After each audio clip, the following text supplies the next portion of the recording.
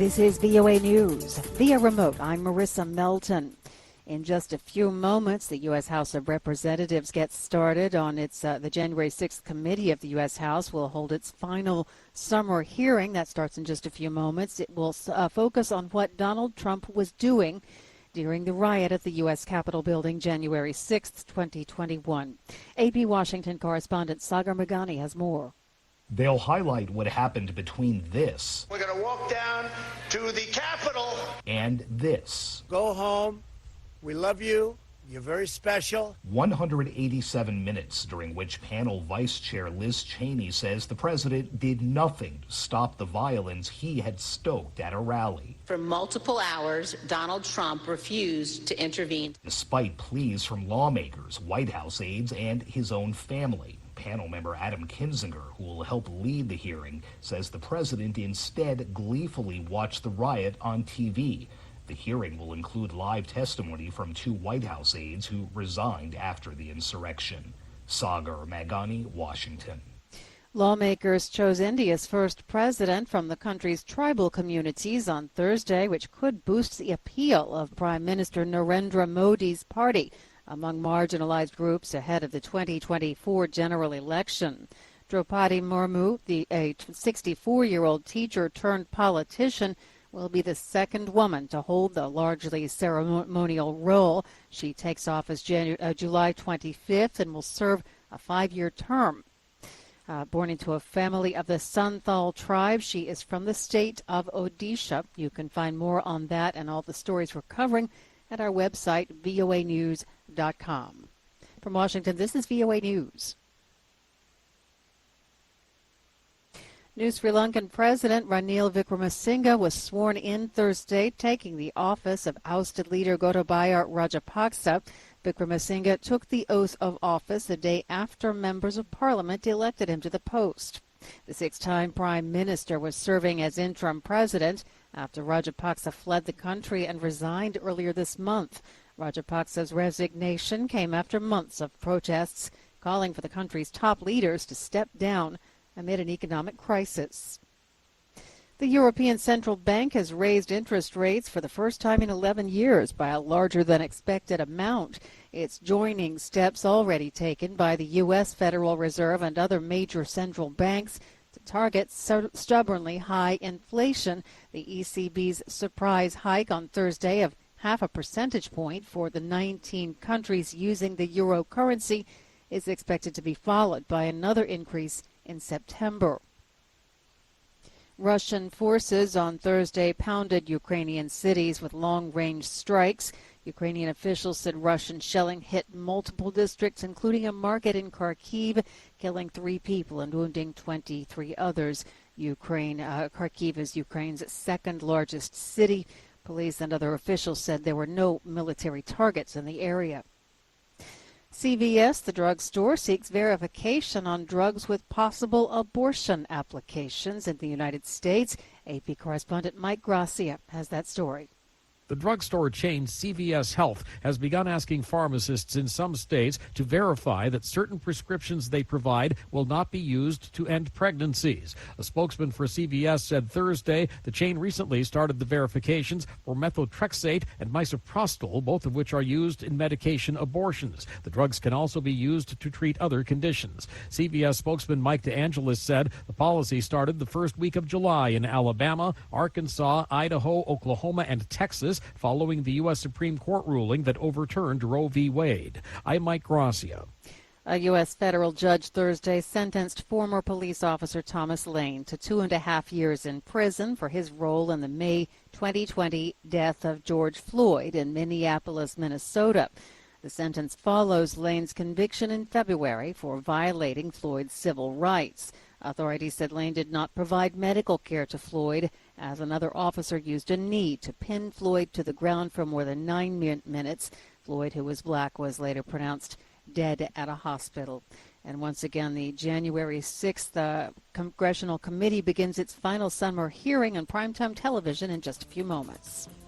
Marissa Melton, VOA News.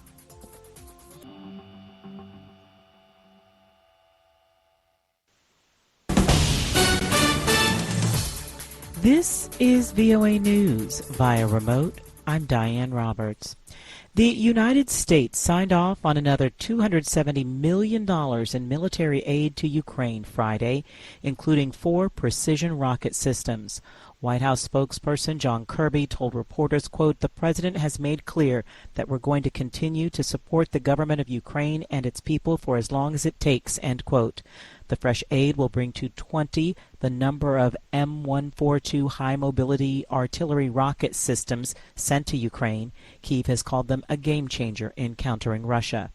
Meanwhile, Russia and Ukraine signed a landmark deal Friday to reopen Ukrainian Black Sea ports for grain exports, raising hopes that an international food crisis aggravated by the Russian invasion can be eased. The accord crowned 2 months of talks brokered by the United Nations and Turkey, which UN Secretary General Antonio Guterres said were aimed at restoring Ukrainian grain exports while easing Russian grain and fertilizer shipments, despite tough Western sanctions on Moscow. Guterres said the deal, signed in Istanbul, opens the way to significant volumes of commercial food exports from 3 key Ukrainian ports. VOA's Dorian Jones explains. Ukrainian forces will take cargo ships through their heavily mined waters out to the Black Sea, where those ships will then follow a very carefully allocated corridor through the Black Sea and then through Istanbul and on to world markets. Dorian Jones from Istanbul on our podcast, Flashpoint Ukraine. A Libyan medical official says at least 13 people have been killed in renewed clashes between militias in the country's capital. A spokesperson for Tripoli's emergency services said among those killed Friday were 3 civilians and a 12-year-old child. This is VOA News. A federal jury found Donald Trump's former aide, Steve Bannon, guilty of contempt of Congress Friday for defying a subpoena to testify before lawmakers investigating the assault on the U.S. Capitol. The 12-person jury deliberated for less than 3 hours before finding Bannon guilty of both misdemeanor charges. He faces a minimum of 30 days in jail and a maximum sentence of a year for each count. Sentencing was set for October. In a primetime hearing, the U.S. lawmakers investigating the January 6th U.S. Capitol riot laid out former President Donald Trump's refusal to call off the attack despite pleas from aides and allies. AP Washington correspondent Sagar Magani has more. Between the election and January 6th, Donald Trump was a force to be reckoned with. But then came the riot. And then he stopped. For 187 minutes. Chairman Benny Thompson and panel member Adam Kinzinger say Trump watched on TV as rioters tried to stop Congress from certifying his election loss. So, of course, he didn't intervene. It stunned Joint Chiefs Chairman Mark Milley, who told the panel in taped testimony the commander-in-chief did not summon any help. No call, nothing, zero. Instead, he tweeted insults at Vice President Mike Pence, what one witness called pouring gas on the fire. We have a clear shot if we move quickly. As rioters approached, Secret Service radio transmissions revealed agents fearing for their lives. When he did call off the rioters after more than 3 hours, the president said he loved them. The next day, he resisted, saying the election is over. Sagar Magani, Washington. U.S. President Joe Biden's symptoms from COVID-19 have improved, his doctors said Friday, one day after Mr. Biden tested positive for the virus, as highly contagious subvariant drove a new wave of cases in the U.S. As the White House sought to convey a sense of normalcy, it released another photo Friday of Mr. Biden signing legislation a day earlier wearing a black mask, and then a virtual appearance Friday during a meeting of economic and energy advisors. President Biden said then he was pleased by prices at the pump. You know, we're meeting today on gas prices, and we have some really good news. Gas prices are coming down. In fact, gas prices have fallen every day this summer for 38 days in a row. Now, you know, you can find gas for $3.99 or less in more than 30,000 gas stations in more than 35 states. And recapping our top story, the U.S. signed off on another $270 million in military aid to Ukraine Friday, including 4 precision rocket systems. From Washington, via remote.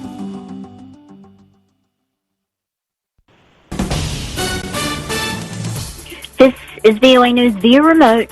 I'm Laurel Bowman. Ukraine continues to prepare to restart grain exports from its Black Sea ports despite a Russian missile strike that hit the port of Odessa on Saturday, the Ukrainian infrastructure minister said.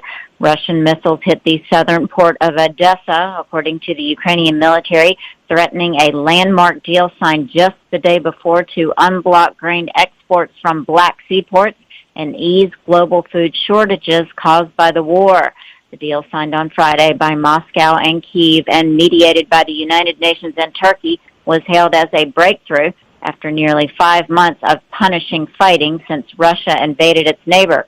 It is seen as crucial to curbing soaring global food prices by allowing grain exports to be shipped from Black Sea ports, including Odessa.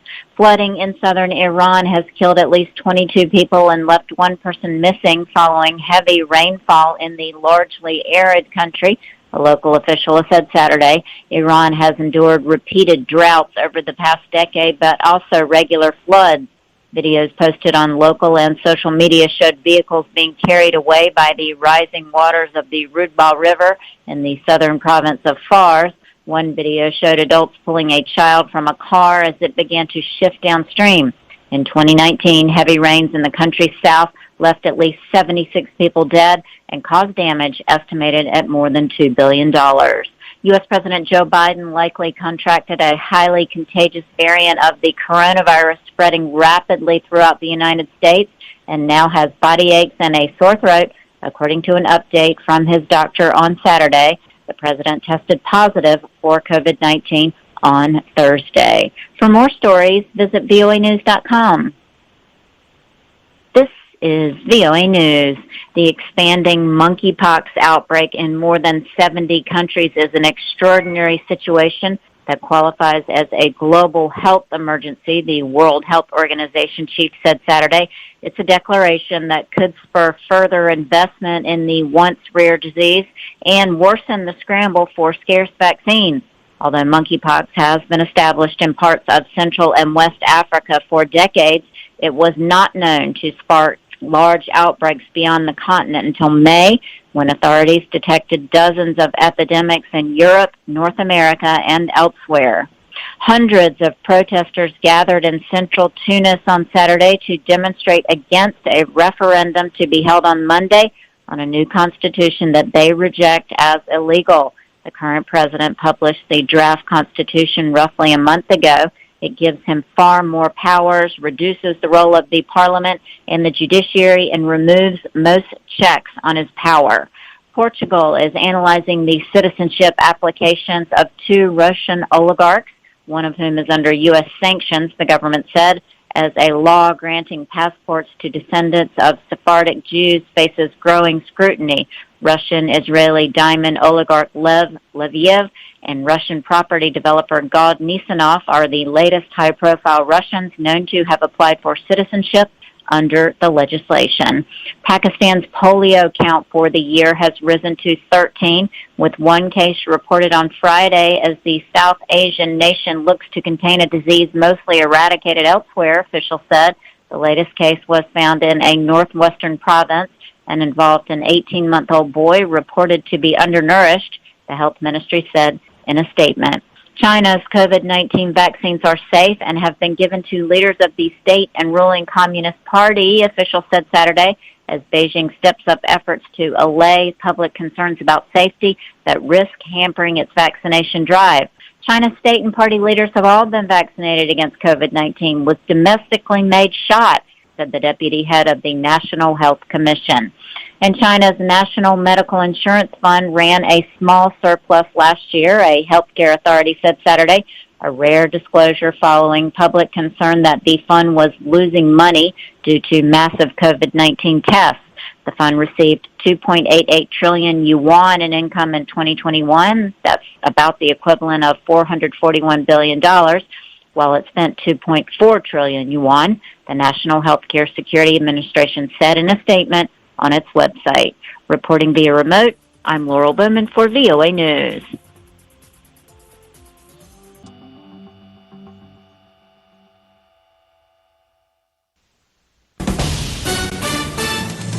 This is VOA News. Reporting by remote, I'm Joe Ramsey. Pope Francis has apologized for the Catholic Church's cooperation with what he called Canada's catastrophic policy of Indigenous residential schools. AP correspondent Ben Thomas reports. Francis traveled to the lands of 4 Cree nations to deliver the long-sought apology near the grounds of one of those schools. Estoy profundamente dolido. He said the forced assimilation of native peoples into Christian society destroyed their cultures, severed families, and marginalized generations in ways still being felt today. We are strong. We are Métis. Now 86, Angie Currar is a Métis Nation elder. We were taught how to love, to respect, and to honor. Chiefs presented Francis with a feathered headdress after he spoke, making him an honorary leader of the community. Of his words, Currar says, I really, really believed the first time I trusted someone. I'm Ben Thomas. Ukraine is still preparing vessels to begin exporting grains despite the weekend's bombardment. AP correspondent Charles Davis-Daisma reports. The Odessa Regional Administration's Serhii Bratchuk says we're discussing the formation of caravans of ships that will carry out the tasks and agreements reached and signed by Ukraine, Turkey and the United Nations. Several Russian missiles struck the port of Odessa on Saturday, just hours after separate agreements on grain exports were concluded. Russia said it had targeted a military vessel with US-supplied Harpoon missiles, but Ukraine has contradicted this, saying a grain depot was struck, leading to one injury. This is VOA News. The families of train passengers kidnapped in March in Nigeria are calling for the release of their relatives after their abductors released a video Sunday threatening to kill some of the remaining 42 hostages and kidnap officials if their demands are not met. Timothy Obuja reports from Abuja, Nigeria.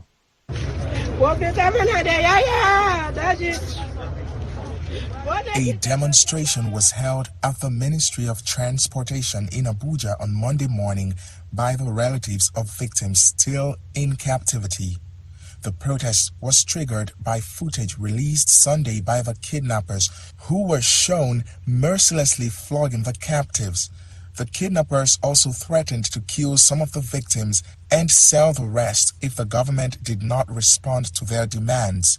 They also threatened to abduct Nigerian President Muhammadu Buhari and Kaduna State Governor Nasir El-Rufai.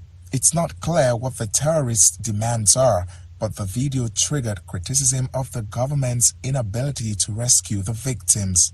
Protesting relatives say they will not relent until authorities free their loved ones from their captors. Temitope Kabiru's husband is among those held. We are tired of waiting. We don't want a situation where these people will carry out their threats. We need the government to do something, and they should do it now. We are ready to be here for as many days as we can, under rain, under sun. Experts and families say Nigerian authorities have shown weak political will to secure the release of the victims, but authorities say they are trying to tactically handle the issue without losing innocent civilians to a gun battle with the terrorists. Timothy Obiezu for VOA News, Abuja, Nigeria. Recapping our top story, Pope Francis has apologized for the Catholic Church's cooperation with Canada's what he called catastrophic policy of Indigenous residential schools. The pontiff says the forced assimilation of native peoples into Christian society destroyed their cultures, severed their families, and marginalized generations in ways still being felt today. Francis spoke Monday near the site of a former school south of Edmonton, Alberta. He said, quote, I humbly beg forgiveness for the evil committed by so many Christians against the Indigenous peoples. The long-awaited apology opens Francis's week-long pilgrimage to Canada, which is meant to help the Church on its path of reconciliation with Indigenous peoples and help victims heal. Reporting by remote.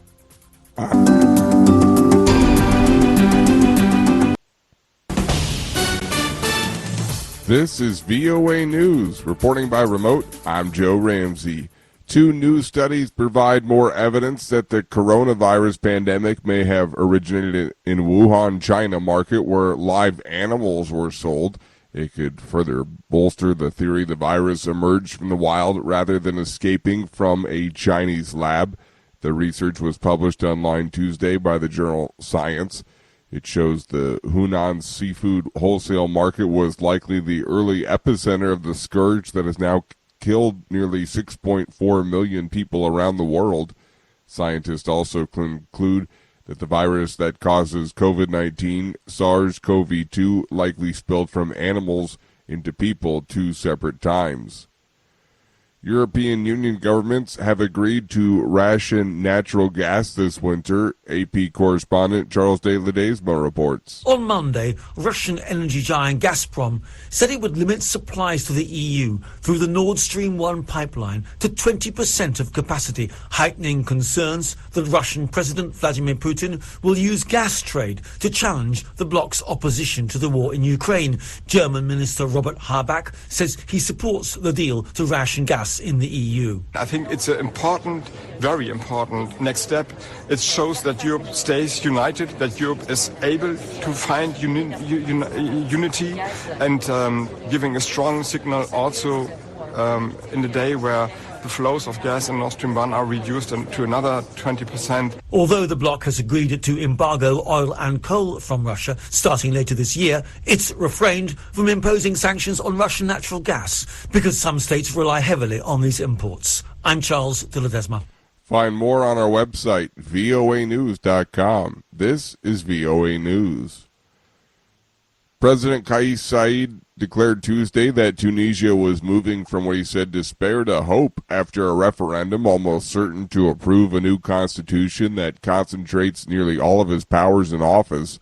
But his rivals accused the Saied-controlled electoral board of fraud and said his referendum, held on Monday and marked by an official turnout of a little more than a quarter of the 9.3 million electorate, had failed.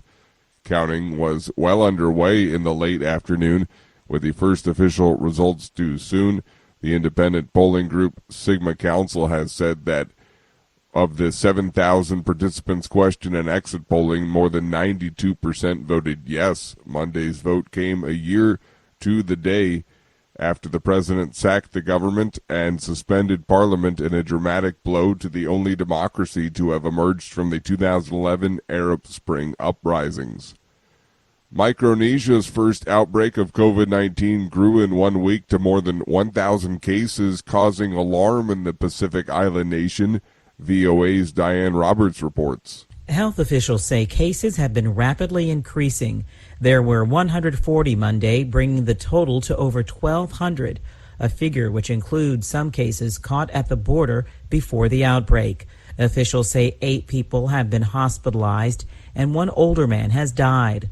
Last week, Micronesia likely became the final nation in the world with a population of more than 100,000 to experience an outbreak of the disease after avoiding it for 2.5 years, thanks to its geographic isolation and border controls. Diane Roberts, VOA News. U.S. President Joe Biden says he's feeling great 5 days after testing positive for COVID-19. AP Washington correspondent Sagar Magani reports. The president remains isolated here in the White House and met virtually with South Korean business leaders who sat around a Roosevelt Room table. The president spoke on a monitor. I hope I look as great as I feel here. Which drew some laughs. That sounded awful, didn't it? I never look that good. I hope I look as good as I usually do, which is not that good. His doctor says the president's symptoms are nearly gone. He plans to take another test tomorrow, and his virus response chief says the moment the test is negative, the president will be back at work. Sagar Magani at the White House. Recapping our top story, 2 new studies provide more evidence that the coronavirus pandemic may have originated in a Wuhan, China market where live animals were sold, further bolstering the theory that it emerged from the wild rather than escaping from a Chinese lab. Reporting by remote, I'm Joe Ram.